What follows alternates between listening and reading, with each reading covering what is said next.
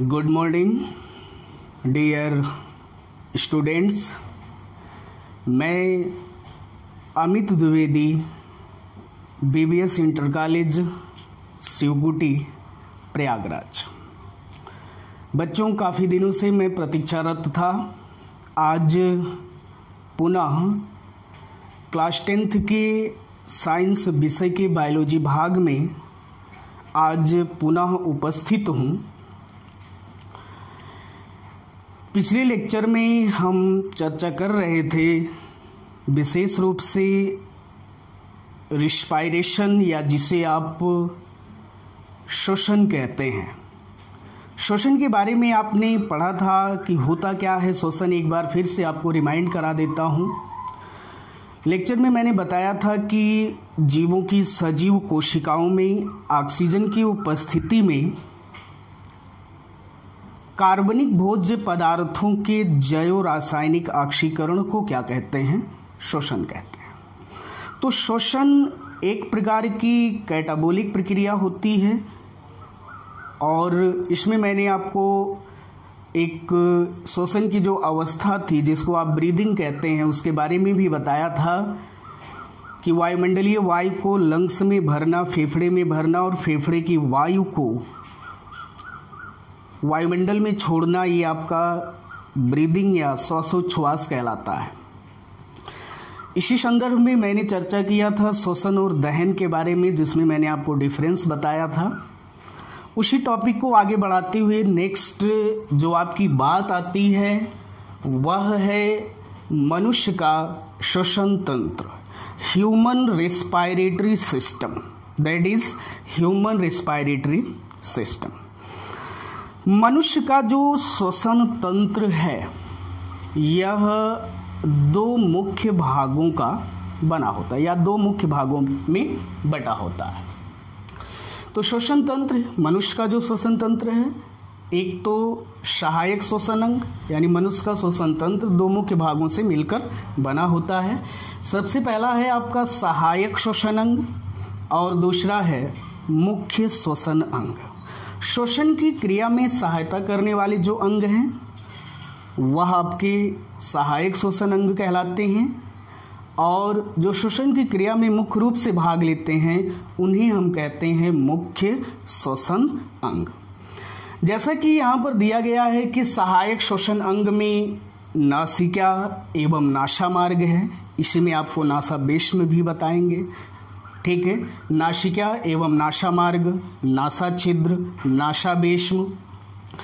Next जो बात यहाँ पर है, सहायक श्वसन अंग में ग्रसनी है, कंठ या स्वरयंत्र या लैरिंक्स है और नेक्स्ट यहाँ पर है श्वास नली या जिसे आप ट्रैकिया कहते हैं। ये सभी आपके सहायक श्वसन अंग होते हैं और मुख्य श्वसन अंग में मनुष्य में एक जोड़ी यानी संख्या में कितना? 2। तो मुख्य श्वसन अंग में मनुष्य में एक जोड़ी फेफड़े होते हैं। तो एक जोड़ी फेफड़े ही आपके मुख्य श्वसन अंग होते हैं। जैसे देखिए श्वसन तंत्र में सहायक श्वसन अंग में नासिका एवं नासा मार्ग, ध्यान दीजिएगा। मनुष्य के चेहरे पर नासिका स्थित होती है। नासिका माने होती है नाक, और ये नासिका दो बाह्य नासा छिद्रों के माध्यम से, ये जो आपको छिद्र दिखाई दे रहे हैं इनको बाह्य नासा छिद्र कहते हैं। तो मनुष्य के चेहरे पर नासिका स्थित होती है, नाक स्थित होती है और ये नासिका दो बाह्य नासा छिद्रों के माध्यम से, ये नासिका दो बाह्य नासा छिद्रों के माध्यम से क्या होती है? बाहर खुलती है। आपने देखा होगा कि दोनों नासा छिद्रों के मध्य एक रचना होती, ये भाग दोनों नासा छिद्र के मध्य एक पट होता है। दोनों नासा छिद्रों के मध्य एक पट होता है और इस पट को कहते हैं इंटरनेसल सेप्टम। इस पट को कहा जाता है इंटरनेसल सेप्टम या हिंदी में इसको कहते हैं अंतर नासिका पट। ध्यान दीजिएगा। तो दोनों नासा छिद्र, नाक के जो दोनों छिद्र हैं, ये विशेष रूप से एक इंटरनेसल सेप्टम, अंतरनासिका पट द्वारा दाएं व बाएं नासा छिद्रों में क्या होते हैं, विभाजित होते हैं। यानी जो दोनों नासा छिद्र हैं वे एक पट के द्वारा, एक इंटरनेसल सेप्टम के द्वारा दो नासा छिद्रों में क्या होते हैं, विभाजित होते हैं। यानी दाएं और बाएं नासा छिद्रों में क्या होते हैं, बटे होते हैं। इसके अंदर की जो रचना है ये नासिका है और ये भाग क्या है, नासा मार्ग है। यानी जो नासिका है, नासा छिद्र है, नासा छिद्र आगे जा करके टेढ़े मेढ़े घुमावदार, ये टेढ़ा मेढ़ा, टेढ़े मेढ़े घुमावदार नासा मार्ग में क्या होते हैं, खुलते हैं। नासा मार्ग का जो अग्रभाग है, ये भाग नासा मार्ग का जो अग्रभाग है, ये विशेष रूप से नासा वेश्म कहलाता है। ध्यान दीजिएगा। नासा मार्ग या नासा पथ, नासा छिद्र का जो पश्च टेढ़ा मेढ़ा घुमावदार मार्ग है उसको नासा मार्ग या नासा पथ कहेंगे। नासा मार्ग या नासा पथ का जो अग्रभाग है इसको कहा जाता है नासा वेश्म कहते हैं। इस नासा वेश्म में आपके विशेष रूप से बाल होते हैं, हेयर पाए जाते हैं, प्लस इस भाग में चिकना पदार्थ होता है जिसको आप क्या कहते हैं, श्लेष्म कहते हैं। क्या कहते हैं, श्लेष्म। ध्यान दीजिए। तो बाल और श्लेष्म का नाक में कार्य क्या होता है, बहुत ही इंपॉर्टेंट कार्य होता है। सपोज दैट आप कभी ऐसी डस्टिंग एरिया से गुजर रहे हैं जहां पर धूल बहुत ज़्यादा है, या कभी कभी होता है कुछ ऐसे वायरस और बैक्टीरिया होते हैं जो आपको वायु के माध्यम से आपके श्वसन तंत्र में प्रवेश करते हैं। तो विशेष रूप से जो बाल और श्लेष्म है, ये बाल और श्लेष्म आपकी श्वास नली में, आपके फेफड़े में हानिकारक पदार्थों को जाने से रोकते हैं। जैसे धूल वगैरह है, कभी कभी होता है कि डस्टिंग एरिया से आप गुजरते हैं तो उस कंडीशन में आपको खांसी आ जाती है, छींक आ जाती है, ठीक है। तो कुछ डस्टिंग एरिया आपका चला जाता है, आपके फेफड़े में गया, श्वास नली में गया। लेकिन कभी कभी होता है कि जब नाक में पर्याप्त बाल होते हैं, श्लेष्म होता है, तो वो चीज़ें आपकी क्या होती हैं, नाक में ही रुक जाती हैं और वो आपकी श्वास नली में नहीं जा पाती। तो विशेष रूप से जो नासा वेश्म है, ये नासा वेश्म है, इन पर उपस्थित जो बाल और श्लेष्म जो तरल चिकना पदार्थ है, ये हानिकारक पदार्थों को क्या करते हैं, अंदर जाने से रोकते हैं। तो ये पहली बात हुई आपकी नासिका एवं नासा मार्ग। दूसरी जो बात यहाँ पर आती है ग्रसनी। आप जानते हैं, मैंने डाइजेस्टिव सिस्टम में आपको बताया था कि ग्रसनी वह टर्निंग पॉइंट होता है जहाँ से भोजन और वायु दोनों गुजरते हैं। तो ये जो पॉइंट है, यहाँ से ये भोजन आया, यहाँ से आपकी वायु आई, ठीक है।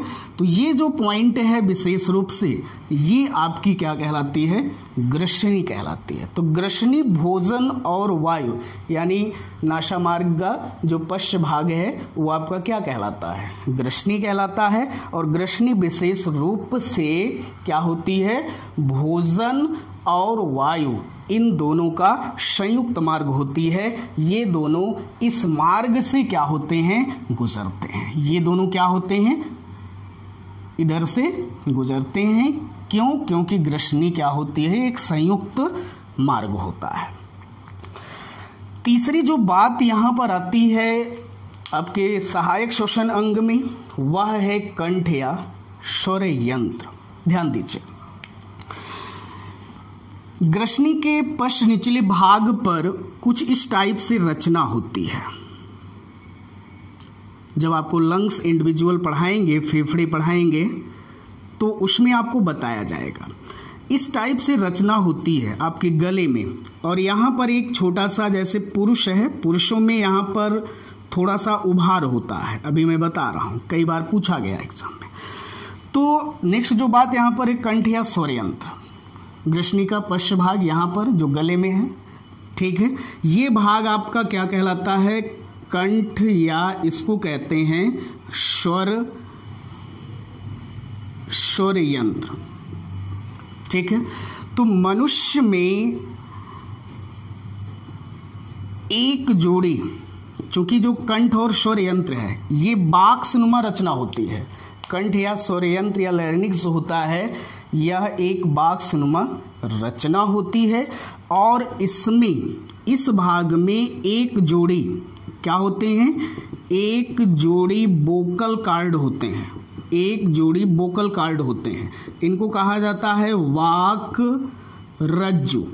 एक जोड़ी जो वोकल कार्ड हैं, ये दोनों वोकल कार्ड, जैसे आप कोई वॉइस कुछ बोलते हैं तो उस कंडीशन में देखिए यहाँ पर क्या होता है, कंपन होती है। तो कंपन कहाँ पर हो रही है, ये आपके वोकल कार्ड में होता है।